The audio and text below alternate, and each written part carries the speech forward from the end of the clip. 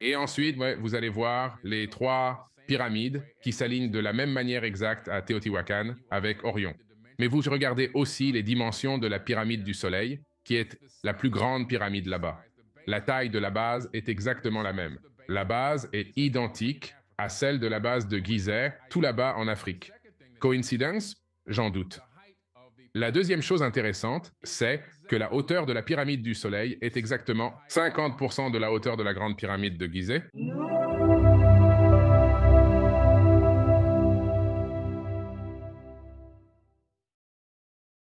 Je suis vraiment ravi d'accueillir Billy Carson dans notre émission. Comment vas-tu, Billy? Bien sûr, c'est fantastique. Je vous remercie. Merci de m'avoir accueilli. Merci beaucoup d'être venu à l'émission, Mekton. Je suis impatient de discuter avec toi. Je suis fan de toi depuis un moment. Comme je te le disais tout à l'heure, l'algorithme ne cesse de me proposer tes contenus sur mon fil YouTube et les courtes vidéos parce que tu es prolifique, c'est le moins qu'on puisse dire. Tu es partout. Merci infiniment, mon ami. Je suis profondément reconnaissant. Vraiment un grand merci. Et toute ma gratitude va aux algorithmes qui me soutiennent. Aucun doute, mec. Alors aujourd'hui, on va avoir une conversation approfondie sur les civilisations anciennes, l'histoire perdue et comment cela nous influence. L'évolution de notre âme sur cette planète et dans les sociétés, en général, l'évolution de l'humanité.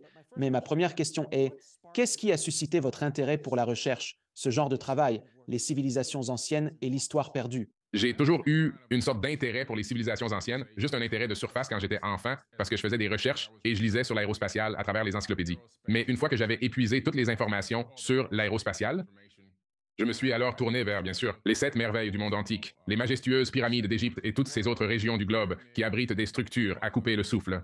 Pensez au Pérou, avec le mystique Machu Picchu, les énigmatiques lignes de Nazca et tant d'autres lieux. J'étais donc habité par cette curiosité dévorante, ce désir impérieux de voir de mes propres yeux ces merveilles, et l'opportunité s'est finalement présentée il y a de cela 26 ou 27 ans. Mon tout premier périple hors de mes frontières m'a conduit à Teotihuacan et Chichen Itza, ces sites emblématiques situés dans la péninsule du Yucatan, au Mexique. Je souhaitais explorer un endroit pas trop éloigné pour commencer, mais c'est véritablement aux alentours de l'année 2010 que j'ai vécu une expérience réellement, disons-le, insolite. C'est un sujet sur lequel j'ai mis beaucoup de temps à ouvrir la conversation, mais c'était semblable à une expérience de rencontre rapprochée. Toutefois, après cette rencontre rapprochée, j'ai finalement commencé à chercher sur ce site internet qui est réel et qui s'appelle worldwidetelescope.org. D'accord. La raison pour laquelle je me suis rendu sur ce site, c'est en raison de l'expérience que j'ai vécue auparavant. Cette phrase incessante me trottait dans la tête. Poussé par la curiosité, je me suis rendu sur exit.com dans l'espoir de dénicher un télescope mondial. Après quelques recherches, je l'ai trouvé. Ce n'était pas un simple télescope, mais plutôt une collection exhaustive de données provenant de toutes les sondes spatiales des diverses missions lancées dans l'espace depuis les premiers pas de l'humanité au-delà de notre atmosphère. Ces informations étaient issues de la NASA, de l'Agence spatiale européenne, mais aussi d'autres agences internationales, y compris des données russes et, étonnamment, chinoises. Au final, cette quête m'a mené vers les panoramas de la planète Mars, et j'ai pu contempler ces paysages où les rovers ont réellement foulé le sol martien. Et certaines de ces images présentaient des anomalies, des choses qui, à mon avis, ne devraient pas s'y trouver. Mais ce qui était vraiment intéressant, c'est que certaines de ces anomalies ressemblaient à des structures mégalithiques en pierre ici sur Terre, issues de civilisations anciennes que j'avais étudiées et même visitées. Alors là, je me suis dit, attendez une minute, y aurait-il un lien entre ces anomalies sur Mars et ce que je vois sur Terre? Et puis, je me suis plongé encore plus profondément dans l'étude des civilisations anciennes à un tout autre niveau, et j'ai consacré ma vie à voyager à travers le monde. J'ai parcouru cette planète à peu près 16 fois. J'ai exploré plus de 259 villes uniquement au cours des 24 derniers mois. 11 pays ont été visités durant ces 2 dernières années. Je me suis pleinement engagé dans la découverte de nombreux sites anciens étant les avec les peuples autochtones, en collaborant avec des archéologues locaux et en suivant les conseils des guides touristiques, tout cela dans le but de conduire mes recherches personnelles. Mon objectif était de comprendre comment je pourrais créer un lien entre toutes ces expériences. Et je crois fermement avoir atteint cet objectif.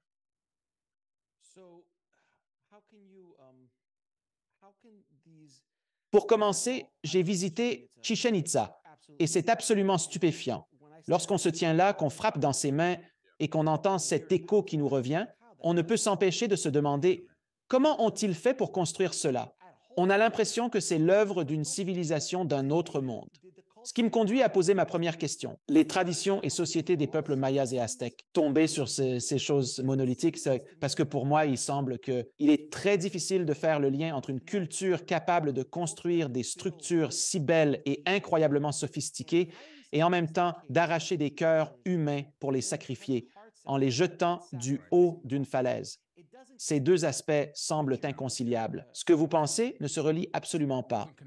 Et au tout début, lorsque j'ai entamé mes recherches sur les anciennes mines, il y a de cela environ 15 ans, je me suis dit que c'était vraiment étrange. Ces structures incroyables étaient là, témoignant qu'il fallait posséder un haut niveau de compréhension, de technologie avancée et une certaine conscience pour pouvoir construire de telles merveilles et devenir un maître architecte pour même imaginer et réaliser ces édifices. Mais en parallèle, j'étudiais également les pratiques de l'époque, comme le sacrifice de vierges dans des puits dans l'espoir de faire venir la pluie, ou encore le fait qu'ils arrachaient le cœur des gens en offrande.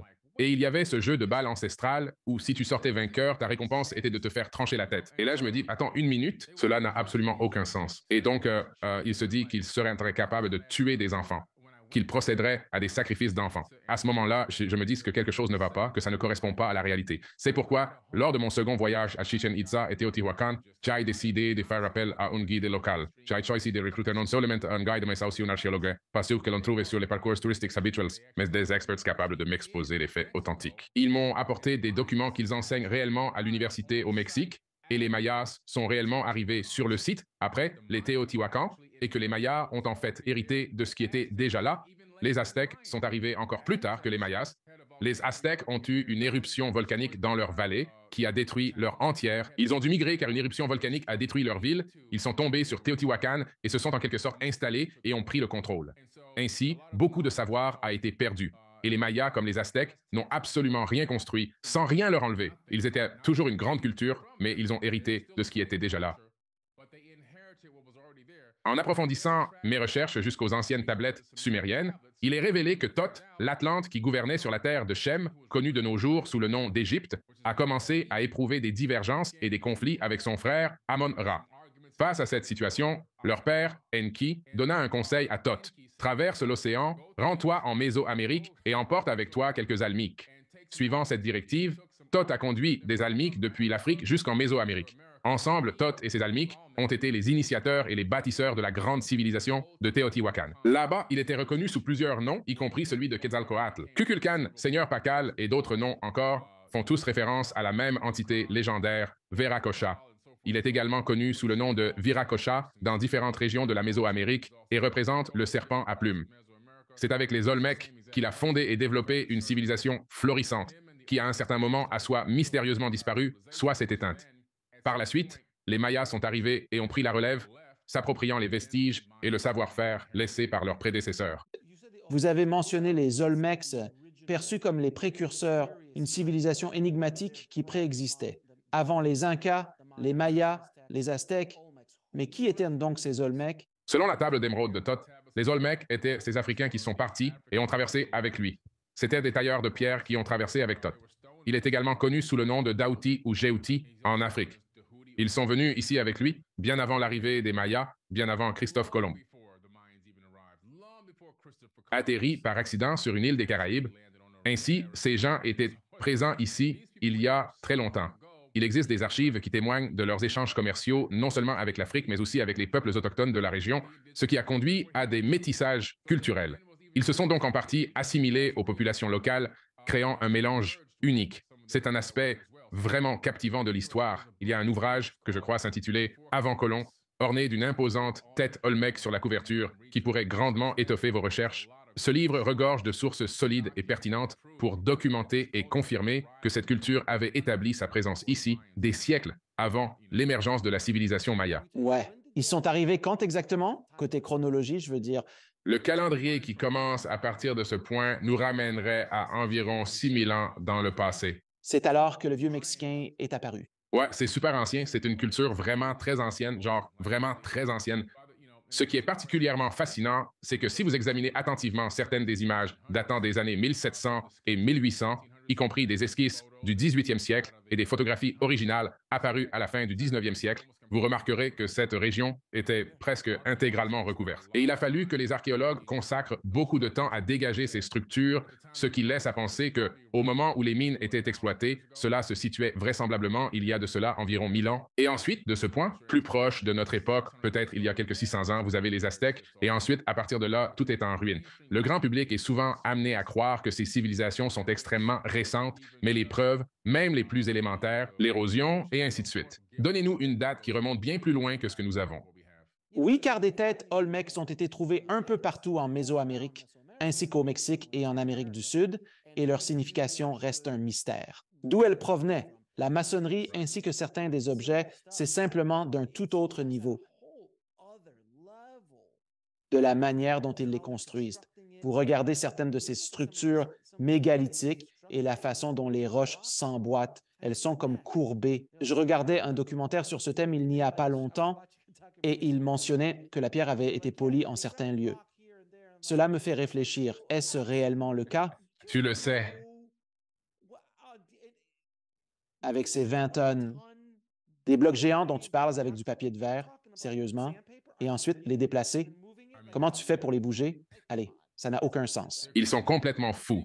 Et souviens-toi bien, nous discutons de zones qui se trouvaient en partie dans des régions arides, comme par exemple Teotihuacan qui se trouve dans le désert. Mais l'intéressant, c'est Teotihuacan est révélé comme le maître architecte par les tablettes d'émeraude qui prétendent qu'il est à l'origine de la construction de la grande pyramide, des écrits qui remonteraient à 36 000 ans. Même des archéologues enseignant à l'université tels que Robert Schoch appuient cette théorie. Schoch avance que, basé sur les motifs d'érosion observés sur le Sphinx, celui-ci daterait d'au moins 13 000 ans au minimum. Et je suis convaincu que la réalité est encore plus ancienne que cela. Si l'on examine le complexe des grandes pyramides de Gizeh, en observant les 3 pyramides alignées là-bas, en considérant les dimensions de la grande pyramide, puis en comparant avec les 3 pyramides de Teotihuacan, qui s'alignent de la même manière exacte avec la constellation d'Orion, la corrélation est étonnante. Mais alors, si vous examinez attentivement les dimensions de la pyramide du Soleil, qui est la plus imposante pyramide là-bas, vous remarquerez, elle possède exactement la même taille de base, une base identique à celle de la grande pyramide de Gizeh, située tout là-bas en Afrique. Est-ce une coïncidence? Je suis sceptique. Un autre détail captivant, c'est que la hauteur de la pyramide du Soleil correspond précisément, elle fait juste 50% de la hauteur de la grande pyramide de Gizeh. Fascinant, non? Absolument.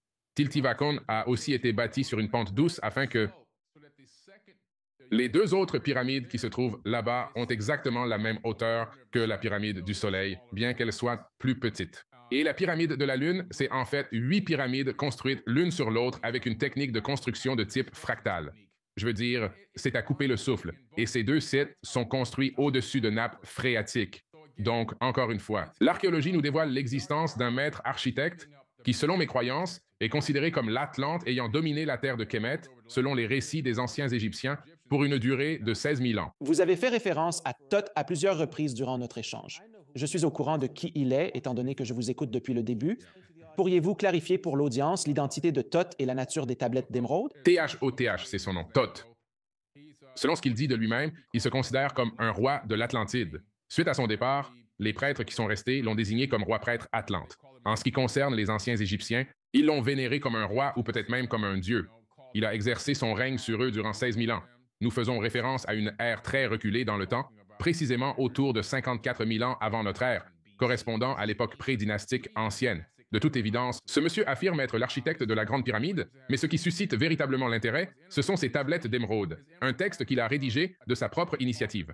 Contrairement à la coutume, il n'a pas fait appel à un scribe pour transcrire ses paroles. En effet, il était d'usage que les dieux, les rois ou les personnalités de haut rang confient cette tâche à un scribe qui gravait fidèlement ce qu'il dictait. Cet homme a inscrit de sa main ces tablettes et les a laissées en héritage à notre époque, afin que nous puissions les comprendre, les décortiquer, les analyser et en tirer des enseignements.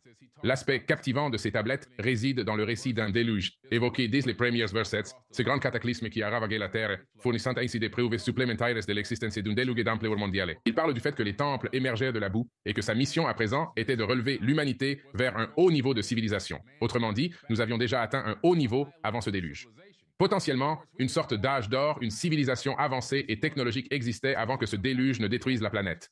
Et maintenant, lui et son équipage, après avoir rassemblé une équipe compétente, sont entrés dans le grand vaisseau du maître selon ses écrits. Et ce n'était pas un navire qui naviguait sur l'océan, car il dit que vers le haut nous sommes élevés dans le ciel, vers le soleil, jusqu'à ce que sous nous, la planète ait pratiquement disparu, la Terre a disparu de notre vue. Donc, nous parlons d'un vaisseau qui s'envole et sort de l'atmosphère terrestre, et non qui navigue sur l'eau jusqu'au moment fixé. Il dit, il regarde en bas, sous le vaisseau, gisait la terre des enfants de Shem, et il voit un ancien temple émerger de la boue, puis ils descendent pour explorer ce vestige d'un passé lointain. Descendu, et je suis convaincu que ces anciens peuples faisaient la distinction entre descendre, naviguer et voler. Je pense qu'ils étaient capables de différencier précisément ces concepts. Ainsi, lorsqu'il mentionne qu'il est descendu au sol, il faut comprendre que, à cette époque, la civilisation avait régressé, les gens s'étaient transformés en barbares, ayant perdu non seulement leur technologie avancée, mais aussi une grande partie de leur langue et de leur savoir en raison d'une catastrophe globale. Il est probable que plusieurs générations aient passé, je le suppose, mais ces barbares viennent l'assaillir dès qu'il ouvre la porte de son vaisseau spatial et qu'il en émerge avec son équipage. C'est alors qu'il brandit son bâton et projette un rayon de vibration qui les paralyse sur place, les figeant comme des éclats de roche détachés d'une montagne. Il dispose donc d'une arme paralysante capable de figer quelqu'un sur place, un peu à la manière de notre système de déni actif militaire qui, en projetant un faisceau sur une foule d'émeutiers, peut les immobiliser, provoquer des nausées, une sensation de brûlure, implanter des mots dans leur esprit, leur infliger de la douleur ou les faire fuir. C'est une technologie similaire à celle qu'ils détiennent, et après les avoir neutralisés, il les libérait et entamait alors un dialogue de Pike avec eux. Et il dit je suis un fils de l'Atlantide et je suis venu pour vous élever à nouveau vers un haut niveau de civilisation. Alors, ce type est intéressant parce que, après avoir créé cette nouvelle civilisation ici, dans la terre de Kemet, avant qu'elle ne soit connue sous le nom d'Égypte, il a ensuite ordonné à son équipage de faire le tour de la planète et de reproduire ce qu'ils savaient en fait là-bas. Donc, il laisse le maître architecte. Son équipage a parcouru le monde et a redémarré la civilisation dans différentes régions de cette planète, très probablement le long de ce parallèle de 33 degrés. Et pour moi, c'est simplement la preuve qu'après un déluge, nous avons eu de l'aide pour nous remettre sur pied. Et voilà une autre interrogation que je souhaitais vous présenter, c'est de comprendre comment il se fait que les pyramides d'Égypte, celles de Mésoamérique, les pyramides du Japon, les structures pyramidales en Chine, ainsi que les pyramides en Inde, se trouvent toutes à proximité de ce fameux 33e degré de latitude dont vous avez mentionné. Théoriquement, censément, ils n'auraient jamais dû avoir de contact les uns avec les autres pendant des millénaires. En théorie, cela semble plausible. Cela semble plausible si l'on se restreint à une certaine période de la chronologie. Mais si l'on remonte plus loin dans le temps et que l'on prend en compte les concepts présentés dans les tablettes d'émeraude, alors l'histoire commence à prendre un sens différent. Car je me pose toujours cette question. Comment est-il possible que, il y a environ 6000 ans, ou peut-être même 4000 ans, nous étions en train de construire, si l'on peut dire, les grandes pyramides, et puis il y a de cela 2000 ans, ou peut-être même moins, je pense qu'ils se demandaient quel est l'âge de Chichén Itzá. D'après les connaissances archéologiques actuelles, est-ce que c'est bien 1200 ans, n'est-ce pas? Ouais, c'est exactement ça. Ils disent environ 1100 ans, c'est le maximum qu'ils attribuent. Je veux dire, enfin, d'accord. Cela n'a strictement aucun sens. Leurs chiffres sont tout erronés. Ah, si vous allez aux lignes de NASCAR au Pérou et que vous voyez la montagne là-bas, ils ont complètement rasé toute la montagne. D'accord. Où sont passés tous les débris de la montagne? Comment peut-on envisager de raser une montagne? Cela semble incroyable. Par conséquent, les dates qu'ils avancent pour ces événements, elles ne correspondent tout simplement pas à la réalité. Cet objet est ancien, extrêmement ancien. Alors, Thoth est considéré comme le maître architecte par excellence. Puis, vous mentionnez les Atlantes. Naturellement, l'Atlantide est rendue très célèbre grâce à Platon.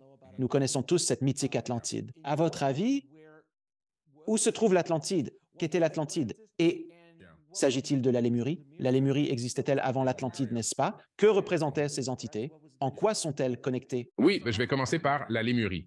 Quand on regarde, on connaît la culture issue des aborigènes d'Australie. Même les anciens aborigènes avec qui j'ai discuté ont encore une histoire orale transmise de la Lémurie, qui était une île qui a depuis sombré au large des côtes australiennes et qui, d'une certaine manière, était même en quelque sorte reliée, mais ils ont été ensemencés sur cette planète. Ce n'est pas Billy Carson qui le dit, ce sont les anciens aborigènes, une histoire orale transmise depuis des milliers d'années qui affirme qu'ils ont été ensemencés sur cette planète, en Lémurie, par les Pléiadiens. Les Pléiadiens les ont amenés sur cette planète et les ont ensemencés en Lémurie et ont aidé à construire un âge d'or là-bas, en Lémurie. Un âge d'or spirituel, tu saisis, purement spirituel, pas technologique. Un temps où règne la conscience spirituelle et où la télékinésie est une capacité humaine, des capacités psychiques leur permettant de communiquer entre eux sans ouvrir la bouche, et tout le reste est tout, et la navigation à travers les champs géomagnétiques en exploitant les cristaux de magnétite présents dans leur cerveau, parmi d'autres capacités. Il est arrivé qu'une catastrophe ait entraîné l'engloutissement de cette île, cependant, les aborigènes ont réussi à survivre en Australie, où ils continuent de vivre jusqu'à aujourd'hui. De plus, il subsiste des traces de ces hiéroglyphes pléiadiens que j'ai eu l'occasion de voir de mes propres yeux en Australie. Lors d'un voyage il y a quelques années, j'ai entrepris une excursion dans l'arrière-pays australien en compagnie d'aborigènes. Ensemble, nous avons mis au jour ces glyphes, et jusqu'à ce jour, aucun expert au monde n'a réussi à déchiffrer ces hiéroglyphes, bien qu'ils aient été datés de 5000 ans. Selon la patine présente à l'intérieur des gravures des glyphes, il est possible de dater ce matériau organique. Il remonte à environ 5000 ans. C'est assez fascinant. Maintenant, imaginons-nous transportés vers l'Atlantide. Soudainement, ces êtres font leur apparition ici. On les nomme les Anunnaki, n'est-ce pas? Anunnaki, cela signifie ceux qui sont descendus du ciel à la terre. C'est une appellation assez générale. Semblable à si vous et moi voyagions vers une autre planète en ce moment et que l'on nous interroge, « Eh, d'où venez-vous » Nous répondrions simplement que nous sommes des terriens, n'est-ce pas? Oui, habitants de Boca Raton en Floride, nous allons simplement dire que nous sommes des terriens, n'est-ce pas? Ainsi, Anunnaki est un terme généralisé pour les personnes qui ne comprennent pas ou ne savent pas ce que cela signifie. Et ce nom a été utilisé dans l'Enuma Elish et les 7 tablettes de la création, l'épopée d'Atra Aziz, la Bible les appelle les Anak. Il est dit que nous étions comme des sauterelles à leur vue. Et donc, cette terminologie des Anunnaki est bien connue. Elle figure dans la Torah, elle est partout. Il s'agit d'un nom très connu, pas du tout un nom inventé ou fabriqué par Zecharia Sitchin. En réalité, c'est un nom qui figure dans les textes anciens et que vous pouvez réellement trouver si vous prenez la peine de chercher. Alors, cependant, ils ont fondé une civilisation. Cette civilisation édifiée par les Anunnaki est désignée sous le nom de la civilisation Atlante. Maintenant, parlons de l'Atlantide selon Platon, n'est-ce pas? Et donc, il la décrivait comme ayant été cette immense cité en forme d'anneau qui se serait trouvée dans l'océan Atlantique, l'Atlantide de l'Atlantique, et il y a des vestiges de cités englouties dans l'océan Atlantique. Nous le savons maintenant grâce à l'océanographie de base. Cependant, cette cité en anneau qui a été décrite n'était qu'une capitale, sur Terre, une des nombreuses capitales, probablement l'une des plus belles capitales qui ait existé sur Terre, cette cité en anneau dans l'océan Atlantique, mais pas la seule capitale. Il y avait des gens qui régnaient dans des régions partout sur la planète, et l'Atlantide, cette cité en anneau de l'Atlantide, n'était qu'une parmi d'autres.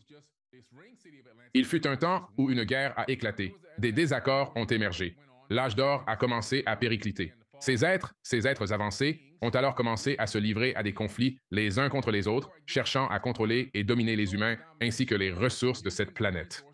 Leur lutte s'est étendue à d'autres sphères de notre système solaire, y compris la Lune et Mars.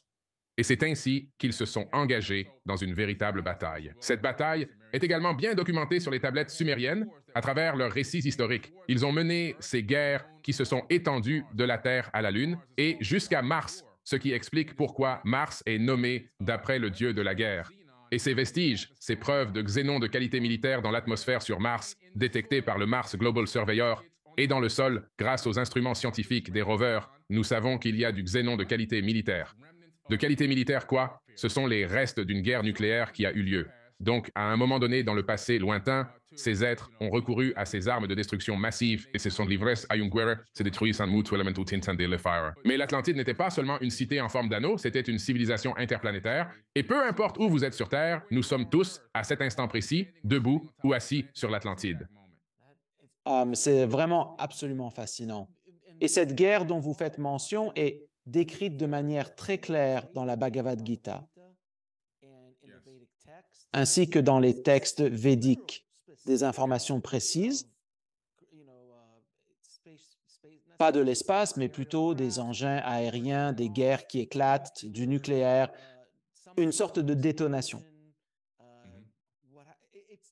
Nous en avons discuté, c'est effectivement très détaillé. Ils vous fournissent même les noms des armes, y compris celui du Brahmahanda. Ils détiennent l'arme Brahmahanda qui, une fois déployée, est inarrêtable. Il n'existe aucun moyen de la neutraliser. Ils possèdent cette arme d'une puissance telle qu'elle peut anéantir tout être vivant dans les 3 mondes.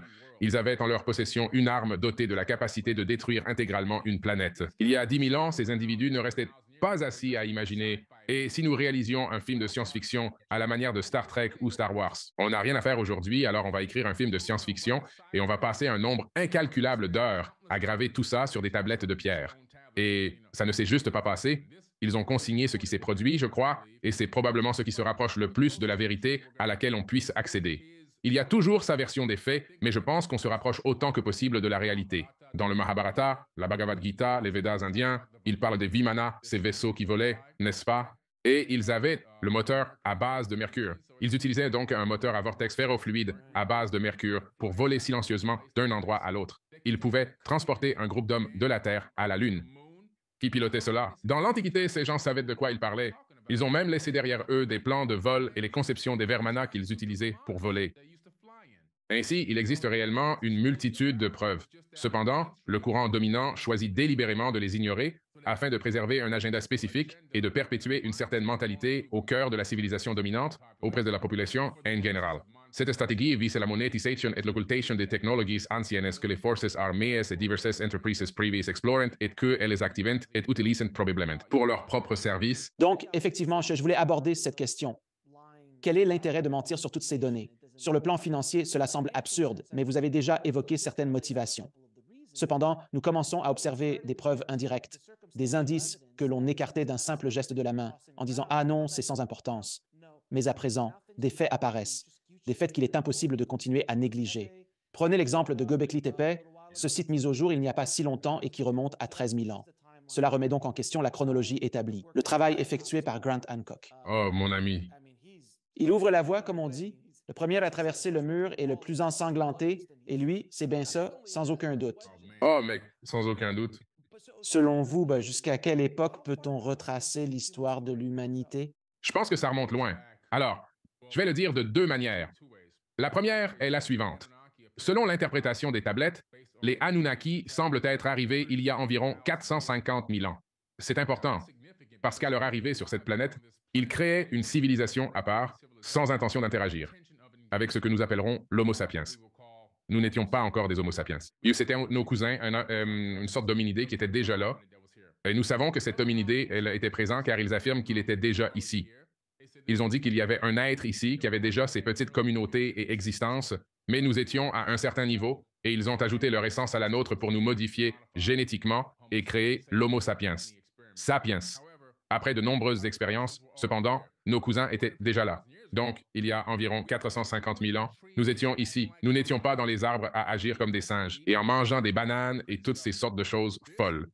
Cette version bipède bilatérale d'hominidés, à laquelle nous ressemblons presque à présent, existait déjà sur cette planète.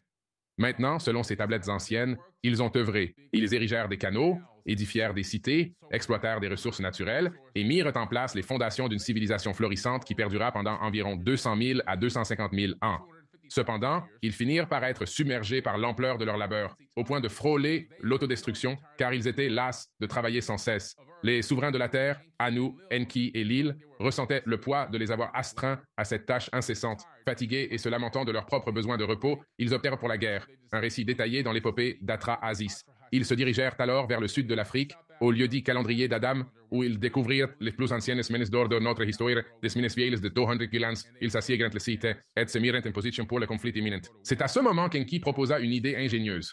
Prenons l'être qui peuple déjà cette planète et insufflons-y une part de notre essence. Ainsi, cet être modifié pourra prendre en charge le fardeau du travail à notre place. Donc, en gros, créer qu'une race d'esclaves, pas à partir de la poussière, c'est pas de manière littérale. Comme le dit la Bible, prendre de l'argile humide, cracher dessus, et patati et patata. Non, en fait, en prenant un être déjà présent ici, en le manipulant génétiquement, en le façonnant, en insérant un gène de dévotion dont nous savons maintenant avec certitude, grâce aux études génétiques, qu'il a été intégré dans le génome. Il peut être activé et il peut aussi être désactivé. Nous les ferons nous vénérer, ils penseront que nous sommes Dieu et ils travailleront juste pour nous honorer. Et ils les ont déployés pour accomplir tout le travail et soulager la charge de la classe ouvrière des Anunnaki. Et c'est ainsi que cette première guerre fut en quelque sorte déjouée, et donc c'est ce que nous avons été littéralement reconfigurés pour devenir une race d'esclaves sur cette planète. Vous avez parlé des Sumériens. Quand vivaient les Sumériens? Et faisaient-ils partie des Anunnaki? Eh bien, les Sumériens étaient des êtres qui se trouvaient ici autrefois. Selon les anciennes tablettes, ils comptent parmi les premières races à avoir subi une manipulation génétique et représentent, d'une certaine manière, les origines de ce que nous nommons aujourd'hui l'humanité. De nombreuses tablettes sumériennes datent d'environ 6 000 à 8 000 ans, ce qui explique pourquoi de nombreux textes bibliques ne relatent que 6 000 ans d'histoire terrestre, car ils ont puisé leurs récits et leurs données dans les anciennes tablettes sumériennes. Ces mêmes tablettes sumériennes ont été transposées avec une grande fidélité dans les Écritures de l'Ancien Testament. C'est la raison pour laquelle de nombreux chrétiens, et notamment les plus dévots, sont convaincus que l'âge de la Terre est de seulement 6 000 ans. Toutefois, cette affirmation n'est pas tout à fait correcte. Ils parviennent à ce nombre simplement parce que c'est l'époque correspondant à la majorité des tablettes sumériennes qui ont été la source plagiée. Cependant, nous savons aujourd'hui, grâce à la découverte continue de tablettes encore plus anciennes, que ces documents sont en réalité des duplicata de textes bien plus anciens. Ainsi, au fil du temps, lorsque les tablettes vieillissent ou qu'il est nécessaire de transporter une copie dans une autre région, elles sont recopiées. Autrement dit, quelqu'un s'assoit avec un stylet et transcrit les informations de tablette en tablette. Il existe donc des versions et encore des versions. Nous avons même trouvé une version plus ancienne de l'Enuma Elish. Et donc, même dans la version la plus ancienne. Dans la version la plus ancienne, il y a une planète nommée Nibiru. Mais dans la version plus récente, qui date d'environ 6000 ans, elle est appelée Marduk, car Marduk a changé le nom pour le sien parce qu'il voulait être le destructeur. Ainsi, il existe des versions de ces tablettes qui perdurent dans le temps. Elles ont été recopiées? Alors, explorons un peu la Bible, parce que c'est une notion vraiment fascinante, surtout sachant que j'ai été élevé dans la foi chrétienne. J'ai étudié l'histoire et tout ce qui l'accompagne, et avec l'âge, ma curiosité pour la recherche s'est intensifiée, de même que mon intérêt pour les sujets qui me paraissaient plus cohérents. Cependant, pourriez-vous m'expliquer un peu plus sur le Concile de Nicée, qui, la plupart des chrétiens et des catholiques ne savent pas vraiment cette histoire? Car selon le monde, conformément au dogme, tout est considéré comme la parole de Dieu, n'est-ce pas? C'est fort possible, mais les aspects physiques de la création de la Bible et de sa rédaction, tout s'est décidé lors du Concile d'Anicéa. Alors pouvez-vous expliquer à ceux qui n'en ont jamais entendu parler? C'est de l'histoire d'ailleurs, ce n'est pas inventé. Ce n'est pas une fausse histoire, c'est vraiment de l'histoire ancienne authentique. Oui, c'est de l'histoire véritable. Le Concile de Nicée, sous le pape.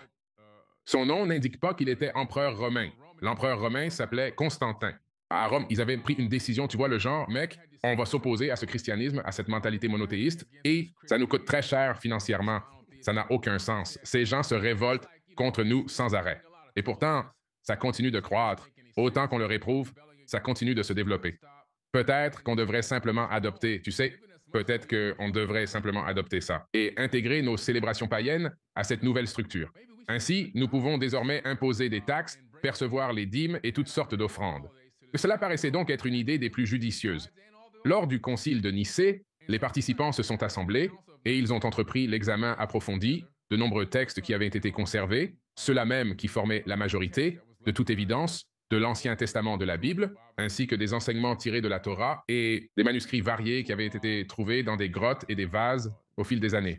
Et ils se sont dit, tu sais quoi? Pourquoi ne pas rassembler tout cela dans un seul et même livre? Au lieu de garder tous ces rouleaux et écrits séparés, dispersés aux quatre vents, concevons une Bible canonique. C'est ainsi qu'ils ont entrepris de choisir des éléments provenant de divers écrits. Nombre de textes qu'ils avaient découverts sur ces rouleaux, ces manuscrits de la mer Morte et autres écritures de Nag Hammadi et d'autres textes anciens, la Torah et ainsi de suite, ils avaient littéralement été déjà copiés à partir des tablettes sumériennes. La majorité d'entre eux, des tablettes sumériennes, du Mahabharata, certains extraits de la Bhagavad Gita, et croyez-le ou non, du livre des morts tibétains et du livre des morts égyptiens, qui est en réalité appelé le livre pour sortir au jour.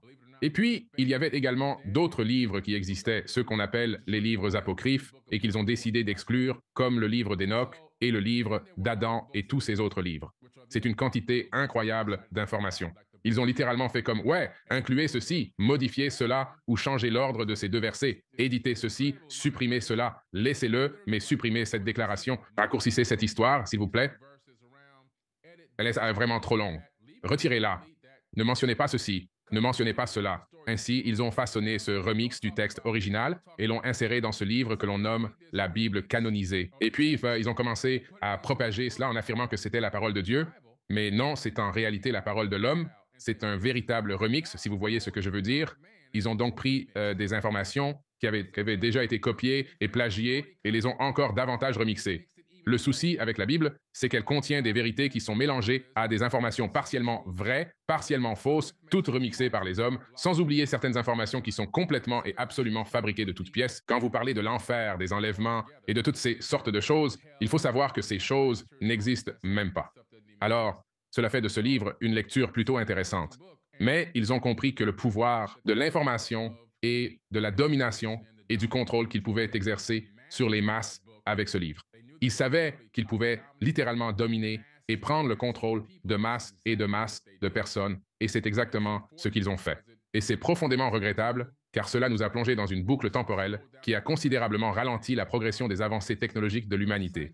Une étude scientifique a été menée, basée sur les Arabes, où nous en étions au 19e siècle, et les avancées technologiques qui émanaient des Arabes, croyez-le ou non, et ils ont réalisé que sans les Inquisitions, l'Empire romain et d'autres facteurs similaires, nous aurions pu être sur la Lune au 19e siècle. C'est à ce point que la religion a retardé l'humanité. C'est une révélation assez intéressante et un sujet de réflexion profonde. Et le livre, aujourd'hui, évidemment, a toujours une énorme emprise sur la conscience des gens et à cause de la réticence de l'humanité à vraiment rechercher et examiner l'information. Il continue d'exercer une forte emprise sur nous et ce sera le cas pendant encore pas mal de temps.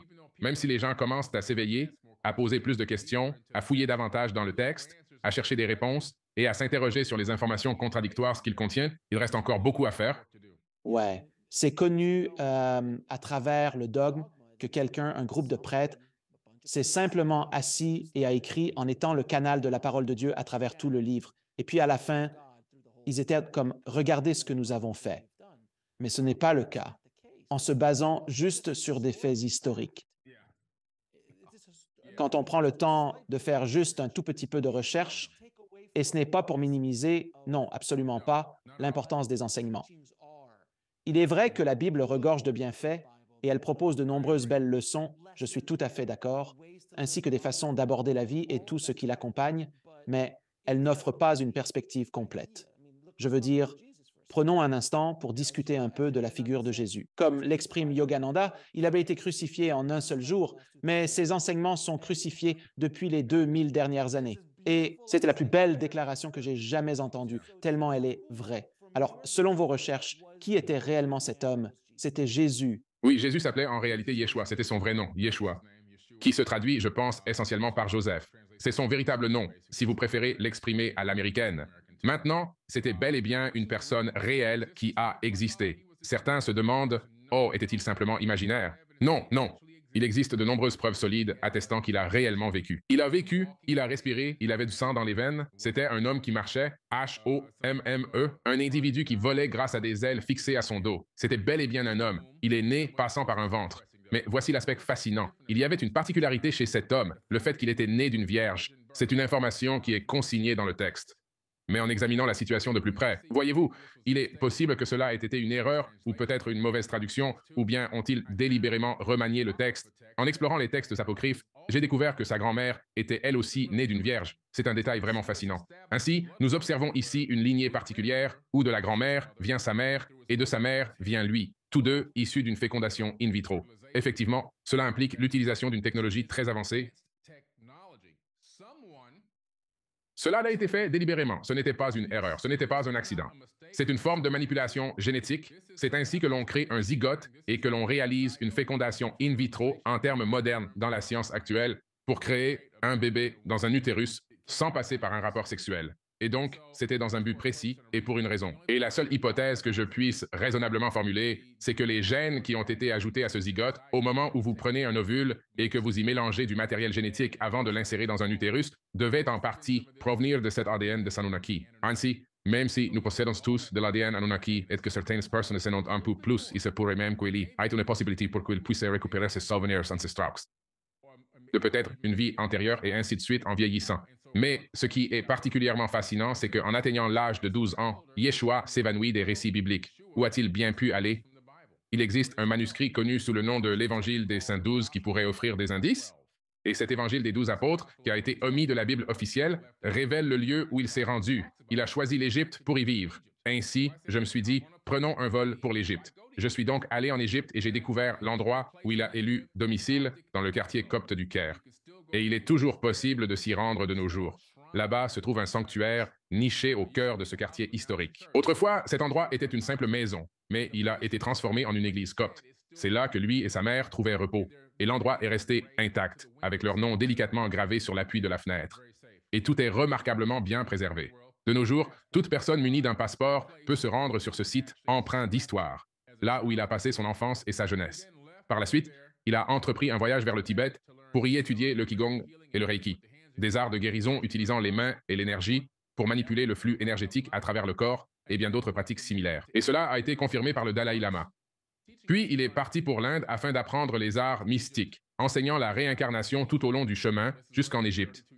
Et lorsqu'il est revenu en Égypte, à l'âge de 32 ans, c'est là que la Bible reprend l'histoire. J'appelle mon fils hors d'Égypte. C'est là que se trouve la phrase exacte dans la Bible. Et il sort d'Égypte. Il apparaît à Jérusalem monté sur un âne, selon les Écritures. La période manquante de sa vie qui a existé n'est pas perdue. Elle a été volontairement omise pour créer cette idéologie et ce dogme sur qui était Jésus. Plus récemment, ils ont découvert le livre de la femme de Jésus, qui se trouve en réalité au séminaire de Harvard, Et il croit maintenant qu'il s'est marié probablement avec Marie-Madeleine et qu'il a très probablement eu des enfants, ce qui serait la lignée des Marie Ben Gurion, qui se promènent probablement encore sur Terre jusqu'à ce jour. Dans la Bible du Sinaï, il n'a jamais été crucifié, bien que la Bible du Sinaï soit antérieure à la version du roi Jacques de la Bible, donc je suis plus enclin à croire que le texte le plus ancien est plus proche de la vérité. Donc, à mon avis personnel, la crucifixion concerne la conscience. Naître de nouveau et être baptisé a à voir avec l'élévation de votre niveau de conscience à un niveau supérieur. Rien à voir avec l'aspersion d'eau, rien à voir avec le fait d'être attaché à une croix et suspendu, et ainsi de suite. Je pense que ce sont toutes des mauvaises interprétations, peut-être accidentelles, ou peut-être intentionnelles, ou bien faites pour manipuler l'esprit des gens. Je crois que le véritable message ici est que nous sommes ici pour nous sauver nous-mêmes, et que nous sommes ici pour nous pardonner. Et on ne peut pas avancer sans cela. Vous ne pouvez pas allumer la lumière intérieure en vous et l'activer tant que vous n'avez pas appris à pardonner. C'est tout à fait remarquable, Billy. Je veux dire, il y a tellement de choses dont nous discutons, c'est des choses qu'il y a, à savoir des archives. Et ce n'était pas simplement comme si on disait, genre, hey, discutons de la Terre plate. En fait, attendez-vous à recevoir au moins 4 ou 5 commentaires simplement parce que j'ai mentionné cela. Bien sûr, ils vont s'enflammer. Ce sont des fanatiques, voilà pourquoi. Exactement. Donc, ce n'est pas comme si on inventait des choses. Tout cela est en quelque sorte basé sur des textes anciens, l'histoire ancienne, des sources anciennes. Mais laissez-moi vous poser cette question selon vous, parce que vous êtes aussi en première ligne, tout comme Graham, pour diffuser ces informations au monde. Pourquoi pensez-vous que les gens se sentent tellement menacés par l'information, qui ne s'alignent pas avec leurs dogmes, leurs fondements, leur assise psychologique? Parce que vous dites quelque chose, et j'ai déjà utilisé cet exemple dans l'émission, c'est comme si je crois dans le dogme chrétien ou n'importe quel dogme, peu importe. Et tout à coup, vous introduisez un nouveau concept qui a du sens, mais ne s'accorde pas avec ce qu'on m'a enseigné. Et là, je me dis, eh bien, la réincarnation. Si je crois en la réincarnation, je ne peux pas croire en tout ce que mes parents, mon Église, ma culture, ma société m'ont enseigné. Attendez une minute. Alors, il semble qu'ils avaient tous tort. Et moi, suis-je également dans l'erreur? C'est comme un effet domino où l'on se perd facilement. C'est pour cela qu'ils s'arrêtent. Ils aspirent à lutter. Ils désirent protéger. Ils souhaitent s'échapper. Quel est votre point de vue? Comment gérez-vous cela? Parce que je dois croire que vous rencontrez de la résistance. Et je suis la cible de menaces de mort. Les gens me demandent mais souvent si j'ai peur du gouvernement. Mais en réalité, les seules menaces que je reçois viennent de personnes qui m'ont clairement dit qu'elles me tireraient une balle en pleine tête, juste entre les yeux, et qui ont l'intention de me tuer, et ce genre de choses. Ils me préviennent que si je me rends à cette conférence, je n'en ressortirai pas vivant. Ce sont tous des fanatiques, des zélotes. Leur hostilité n'est pas du tout liée au gouvernement. Les personnes qui croient en la religion, les dogmes, les adeptes de la Terre plate, m'ont envoyé des menaces de mort. Donc ce n'est pas une agence gouvernementale qui vient essayer. Je ne suis pas encore assez important. Peut-être quand j'aurai 15, 20 millions de personnes qui me suivront. Mais pour l'instant, ceux dont je dois me méfier, contre qui je dois me protéger, ce sont les zélotes. Ce sont les personnes les plus dangereuses de la planète. Et la preuve en est, regardez toutes les guerres qui ont eu lieu sur cette planète. Ce sont les zélotes, les gens qui adhèrent au dogme et au système de croyances intransigeants. Ils vous tueront pour une croyance politique. Ils vous tueront pour une croyance religieuse ou pour n'importe quel autre type de système de croyance dogmatique auquel ils adhèrent avec ferveur. Et la raison pour laquelle les gens deviennent si en colère, si offensés, si irrités et effrayés lorsque vous abordez les types de sujets dont nous parlons aujourd'hui, c'est parce que, comme je le dis toujours, dès leur naissance, on leur a imposé un nom, une race et une religion. Et maintenant, ils défendent avec acharnement une fausse identité qui leur a été attribuée dès leur venue au monde. Et puis, voilà que j'arrive. Je fais irruption sur la scène et je m'emploie à leur dévoiler la supercherie de cette fausse identité. Je l'extrais de leur âme. Et cela leur inflige de la douleur car chaque cellule de leur être vibre et résonne avec ce code de programmation qui leur a été enseigné dès leur naissance.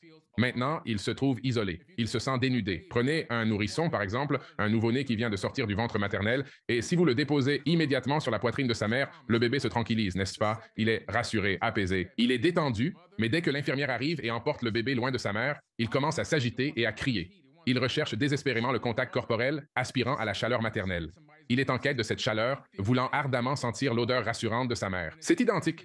Lorsqu'on déracine le système de croyance d'une personne, elle se sent dénudée, vulnérable. Et surtout, plus cette personne a vécu longtemps avec ses croyances, plus la situation est difficile, car elle prend conscience soudainement, mon Dieu, après 20, 30, 40, voire 50 ans, que ces informations pourraient être erronées. Ces convictions auxquelles elle a adhéré si dogmatiquement, qu'elle a tenu si proche de son cœur pendant toutes ces longues années, pourraient en fait s'éloigner de la réalité. Alors, que doit-elle faire maintenant? Non, j'ai rencontré un pasteur qui m'a confié: je reconnais que tu as probablement raison, mais je me sens obligé de le faire au cas où. Ce que cela me suggère également, et qui m'amène à la deuxième partie de mon explication, c'est que la grande majorité des gens, je ne dirais pas tous, mais je dirais bien 90%, qui embrassent la religion et les systèmes de croyances rigides, le font pour une raison fondamentale et unique. Ils sont convaincus que s'ils ne le font pas, ils ne parviendront pas à survivre après la mort dans une existence éternelle, paisible et sereine. En d'autres termes, ce qu'ils cherchent à dire, au fond, c'est qu'ils s'engagent dans ces pratiques religieuses pour assurer le salut de leur âme. Car s'ils ne le font pas, ils perçoivent un risque réel d'être précipités dans un lac de feu infernal. Ce que cela me prouve, c'est qu'il n'y a pas de véritable amour pour ces entités et ces êtres qu'ils vénèrent et auxquels ils prient, etc. Et c'est la peur. C'est de la peur pure, non diluée, la peur. C'est bien cela la réalité. Et à cause de cela, ils se sont accrochés à cette chose si fort qu'ils ne veulent pas la lâcher parce que la peur de ce lac de feu et de cette damnation s'est emparée d'eux et ils l'ont transmise à leurs enfants et leurs enfants à leurs enfants et ainsi de suite. Et c'est la véritable raison pour laquelle ils s'accrochent si désespérément.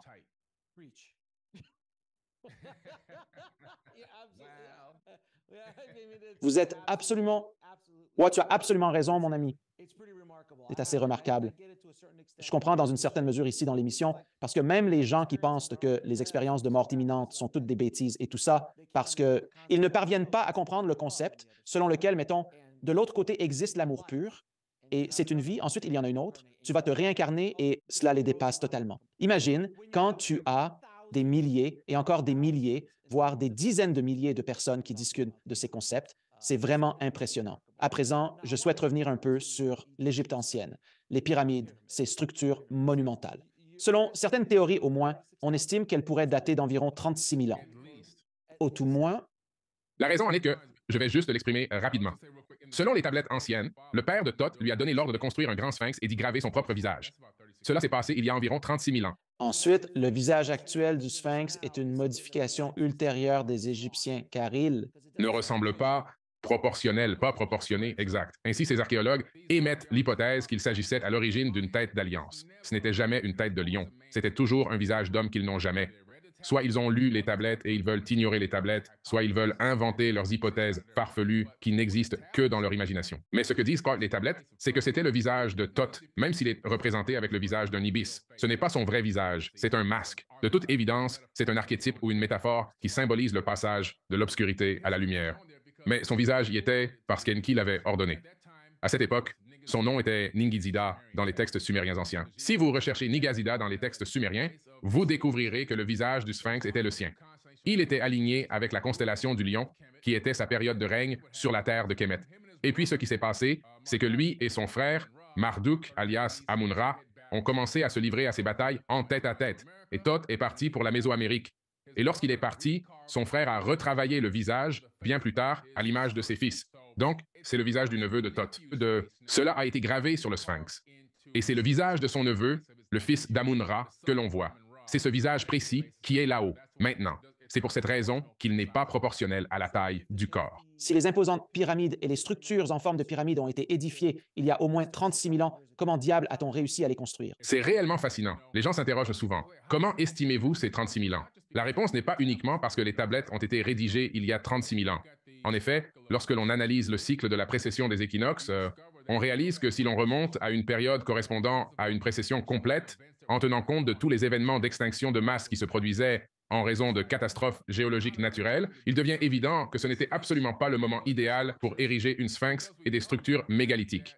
Nous savons avec certitude qu'un événement d'extinction de masse ou un astéroïde a frappé d'après de la région du pôle Nord, mais cela a provoqué des catastrophes jusqu'en Afrique. Alors pourquoi construiriez-vous des pyramides et des sphinx alors que cela se produit? Vous ne le feriez tout simplement pas. Ça n'a aucun sens. Donc, vous remontez à une période de précession précédente. Vous avez raison. Il y a 36 000 ans. Donc, vous remontez de 2 périodes de précession. Vous avez les habitudes émeraudes de Thoth disant « J'ai pensé construire le grand modèle de pyramide selon la force de la Terre afin qu'il puisse également perdurer à travers les âges. » Vous avez ce texte juste là, et puis vous avez les preuves de l'érosion du sphinx, et là vous vous dites « Attendez une minute, ces choses sont extraordinaires, anciens. » Maintenant, quand on considère la manière dont Ethel parle de la construction des pyramides, il y a quelques points qui m'ont intrigué. Premièrement, Il évoque la capacité de matérialiser la pierre par la pensée consciente et les fréquences cymatiques. Il utilise la lumière de son propre être, n'est-ce pas? Donc, il se sert d'ondes lumineuses conscientes et quoi, de fréquences cymatiques pour matérialiser des blocs.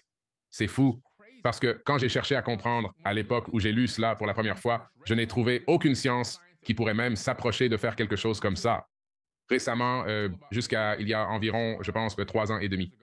Pour la toute première fois en laboratoire, des scientifiques ont utilisé de l'énergie photonique, de l'énergie de lumière ondulatoire et des fréquences cymatiques du son pour matérialiser de la matière réelle dans l'existence. Et ceci est maintenant une science à nouveau évaluée par des pairs. Nous avons redécouvert ce qui était décrit dans des tablettes anciennes il y a 36 000 ans, la capacité d'utiliser des ondes et la cymatique pour créer de la matière solide. Donc, toutes les pierres n'ont pas été créées de cette manière. Certaines ont été extraites d'une carrière et d'autres ont réellement été matérialisées dans l'existence. Je crois, selon mon opinion personnelle, que rien qu'en se tenant sous la pyramide, en se trouvant au milieu de celle-ci ou en étant à son sommet, je crois que, par exemple, la Grande Pyramide a été construite du sommet vers la base. C'est difficile à croire, un concept vraiment ardu à saisir. Mais ce qui est particulièrement intéressant, c'est ce film X-Men qui a été lancé, où ce dieu ancien, qui est supposé être Thoth, je présume, Amon-Ra, il érige la pyramide à partir du sommet vers la base. Cela date un peu maintenant. Cela fait peut-être 7 ans qu'il est sorti. Ou quelque chose du genre, mais l'Apocalypse. Ouais, Apocalypse, c'était exactement ça, l'Apocalypse.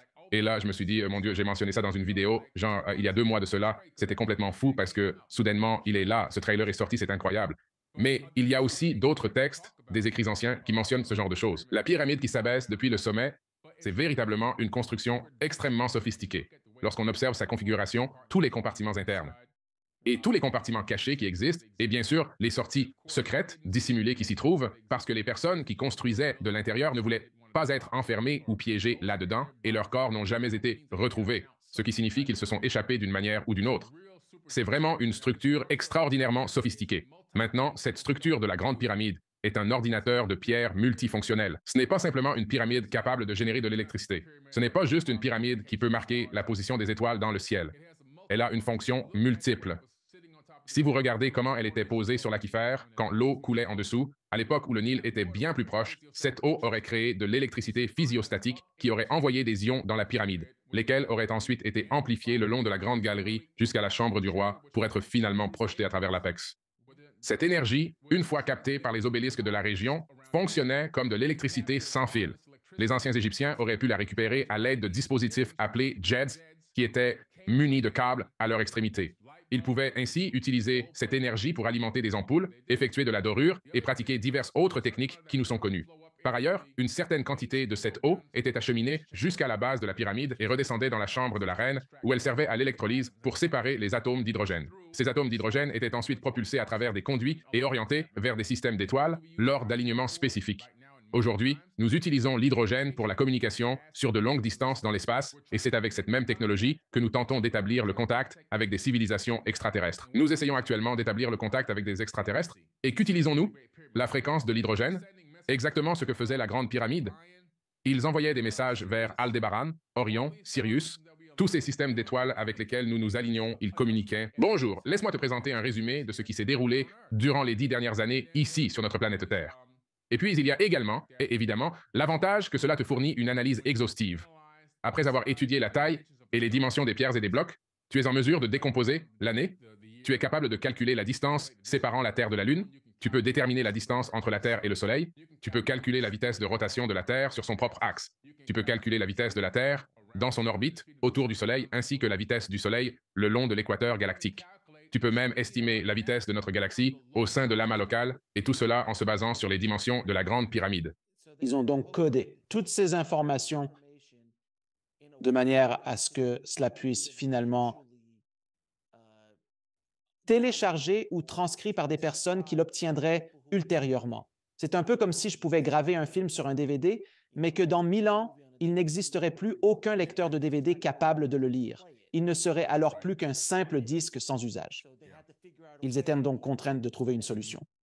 Pourrait transcender le langage qui est les mathématiques, qui est le langage ultime de l'univers. C'est cela, c'est le langage de Dieu. Le langage de Dieu, c'est les mathématiques. Un point, c'est tout. Maintenant, je comprends que c'est une question bien plus complexe et il se pourrait qu'il faille revenir pour un autre épisode à ce sujet. La culture hindoue ainsi que la culture indienne, que nous avons déjà un peu abordée, ont une histoire immense. Des Anunnaki, de leur guerre et de sujets similaires. Que savez-vous des origines de ce qui est sans doute l'une des plus vieilles civilisations connues dans le monde?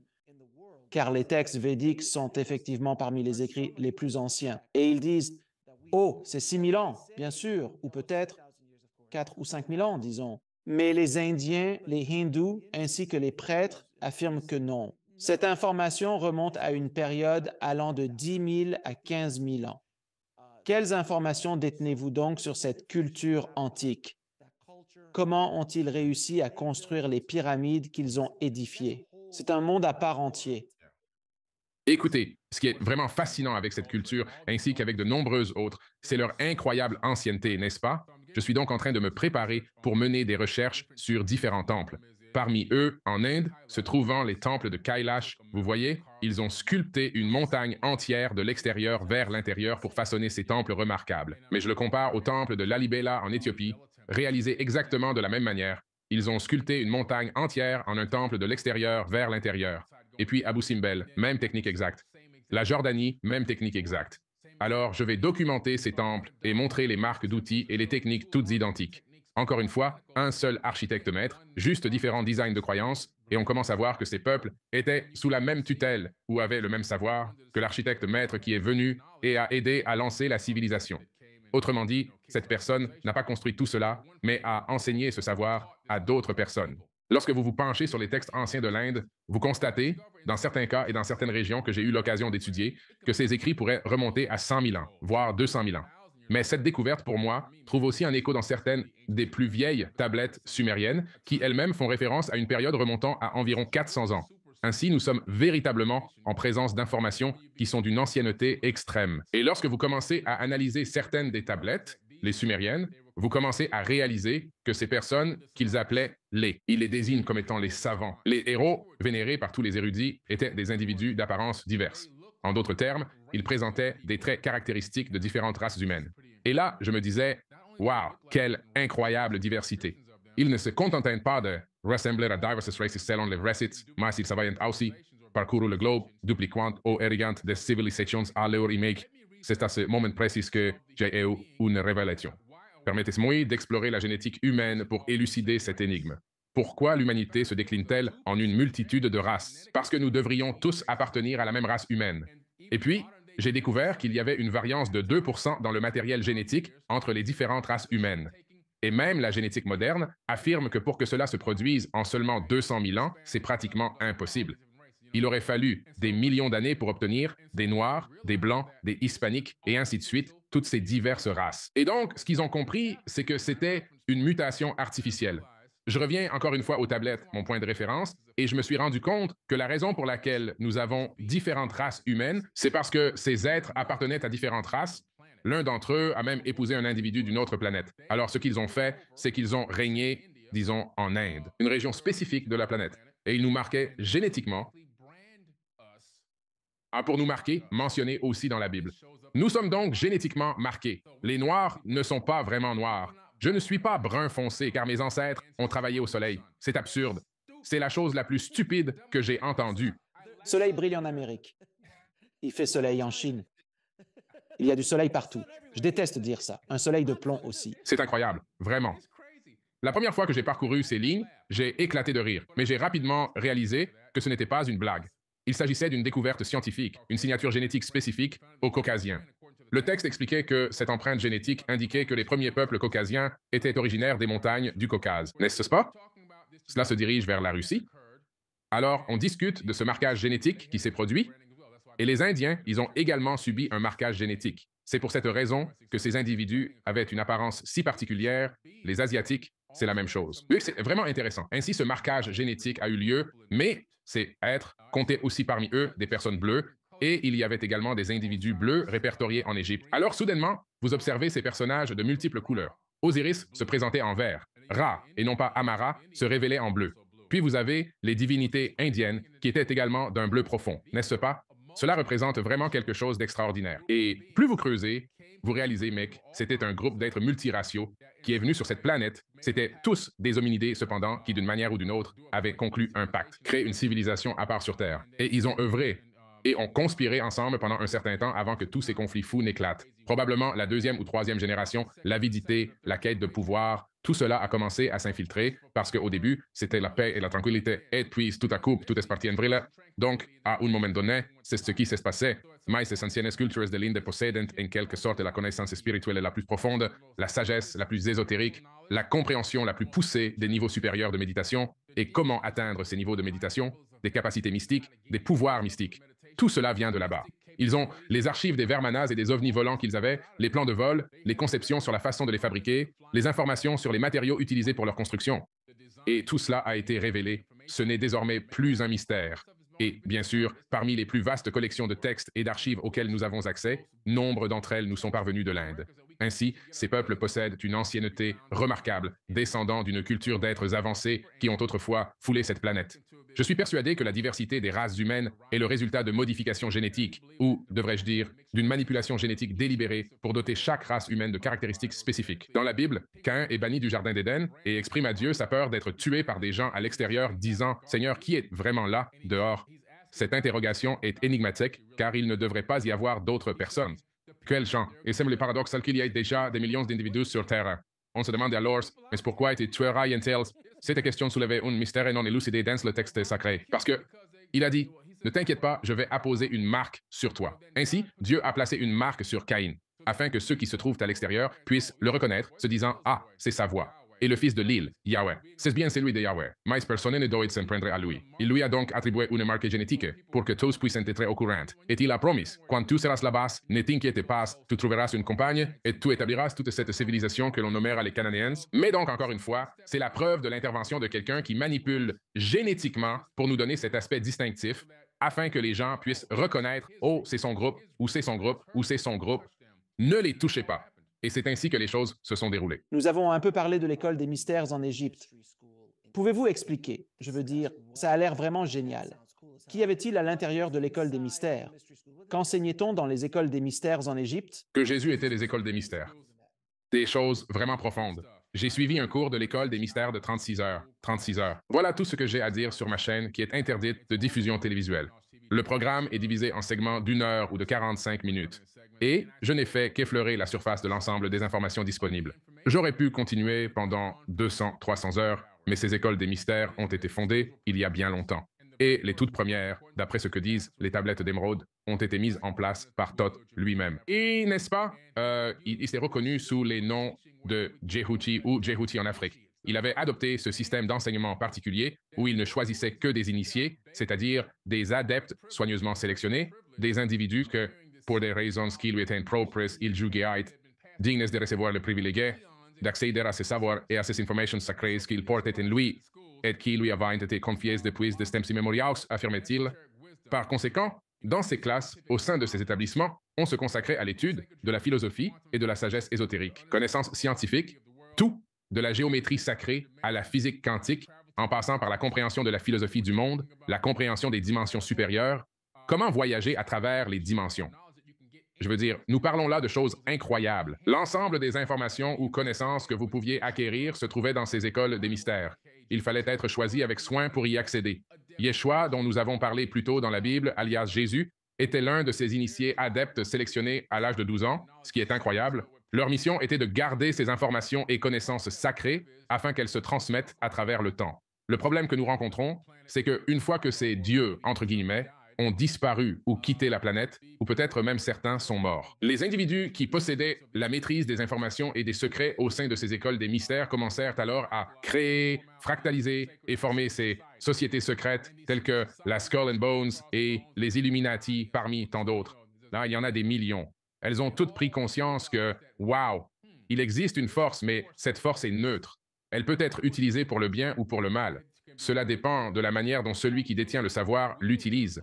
Et elles ont commencé à saisir que si elles pouvaient diriger le savoir dans une certaine direction, elles pourraient alors acquérir un pouvoir et un contrôle colossaux sur les masses, ainsi qu'une richesse extrême. Et ainsi, ces sociétés secrètes sont toutes issues des écoles mystérieuses de l'Égypte ancienne. Puis elles ont commencé à utiliser le savoir, le pouvoir et la lumière au service des ténèbres, car cela fonctionne dans les deux sens. Et elles maintiennent encore aujourd'hui une emprise solide sur la majorité de la civilisation. Tu dois vraiment revenir, mec, parce qu'on pourrait t'en parler pendant encore au moins 10 jours. Sur ce sujet, mon ami, je vais te poser quelques questions, tout comme je le fais avec tous mes invités. Quelle est ta définition d'une vie épanouie? Oh, mec! Pour moi, une vie épanouie signifie marcher dans l'abondance 24 heures sur 24, 7 jours sur 7. Mon objectif quotidien est d'atteindre la paix et l'abondance. Lorsque je me réveille chaque matin, je m'attends à l'abondance. Je ne me contente pas d'espérer l'abondance. Je ne prie pas pour elle, ni ne la souhaite simplement. J'ai l'attente ferme que la paix et l'abondance soient présentes dans ma vie, chaque jour, sans la moindre exception. Et jour après jour, inlassablement, je transforme mes rêves en réalité. Quelles que soient les circonstances, quelles que soient les surprises qui me tombent dessus, je reste inébranlable dans ma détermination. Je fais face aux problèmes. Les obstacles ne sont plus vus comme des complications, mais comme des défis à relever. Je trouve les réponses nécessaires et je continue de progresser. Je marche dans l'abondance H24, 7-7. Si tu pouvais retourner dans le passé pour parler au jeune garçon que tu étais, quel conseil lui donnerais-tu? Je dirais à cette personne de ne pas se contenter de poursuivre les études déjà entreprises, mais également de se préparer à l'arrivée de nombreux frères obscurs, termes utilisés par les tablettes d'ambre qui se présenteront sur son chemin. Il y aura des événements inattendus, des distractions qui chercheront à l'éloigner de son parcours, mais il est crucial de demeurer résolu, de s'accrocher fermement et de maintenir sa trajectoire. Dans ma propre expérience, j'ai connu des distractions, comme c'est le cas pour chacun d'entre nous. Je pense que j'aurais pu progresser davantage dans ma contribution à l'humanité et dans l'élévation de la conscience collective sur cette planète si je n'avais pas été détourné de mon chemin. Toutefois, traverser ces épreuves fait partie du processus. Si j'avais la possibilité de revenir en arrière, je me conseillerais d'être prêt, car je n'étais véritablement pas préparé. J'ai été pris au dépourvu à maintes reprises avant de comprendre que cela constitue une partie naturelle du cycle de la vie. Mais je dirais qu'il est essentiel d'être prêt pour ces événements, d'être prêt à chercher des solutions de manière immédiate et de ne pas te laisser distraire. Comment définirais-tu Dieu? Je conceptualise Dieu comme l'étincelle primordiale, la puissance naturelle à l'origine de toute création dans l'univers. Cette même étincelle qui imprègne chaque atome de l'univers réside également dans chaque atome de mon être. La source spirituelle qui donne vie à ce corps que j'occupe, ce corps avatar, émane d'une source singulière et indivisible. Je ne suis qu'une expression, un fractal de cette conscience universelle, de cette force divine omniprésente.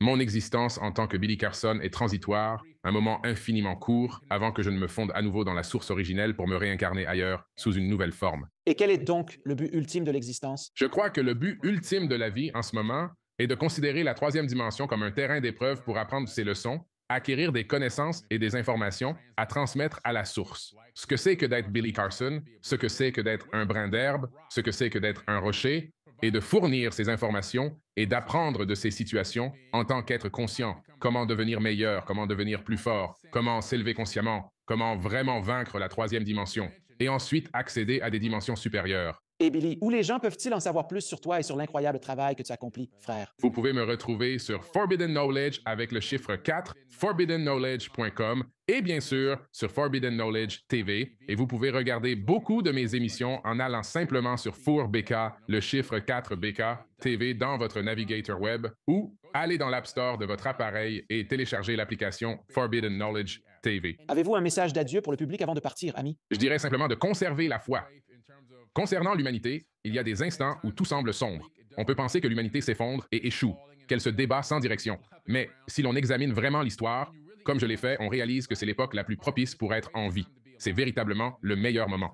Nous ne sommes absolument pas proches de la fin des temps. La fin des temps, ce n'est certainement pas pour le moment actuel. Si nous étions destinés à vivre la fin des temps, cela se serait déjà produit il y a des millénaires, à l'époque où la Terre a été bouleversée par d'innombrables catastrophes géologiques. Ou peut-être il y a quelques siècles, durant la peste noire, la peste bubonique, au cœur des inquisitions papales visant à éteindre les pouvoirs de la religion, période durant laquelle millions de personnes ont été massacrées. Ou encore lors de l'Holocauste américain, qui a vu l'extermination de 111 millions d'indigènes en l'espace de 70 ans. Rien de tel ne se produit à notre époque. Certes, il existe des conflits armés et des événements tragiques qui surviennent de manière sporadique à travers le globe. Et oui, la pauvreté sévit encore dans certaines régions du monde. Dans l'ensemble, cependant, il est temps pour l'humanité de s'élever. Il est temps pour nous de retrousser nos manches et de nous préparer à faire le travail. Ce travail, c'est l'amour inconditionnel, le service aux autres et la diffusion de connaissances et d'informations qui aident à élever et inspirer les gens. Point final, sans détour. Et c'est ce que nous sommes ici pour faire. Billy, dans cette optique, je te suis reconnaissant pour tout ce que tu fais pour éveiller cette planète, mon ami. Tu reviendras pour la deuxième partie, il n'y a aucun doute. Je t'apprécie, c'est certain, on doit le faire, mec. Merci de regarder. Cliquez sur une des vidéos ci-dessous pour poursuivre votre voyage et n'oubliez pas de vous abonner.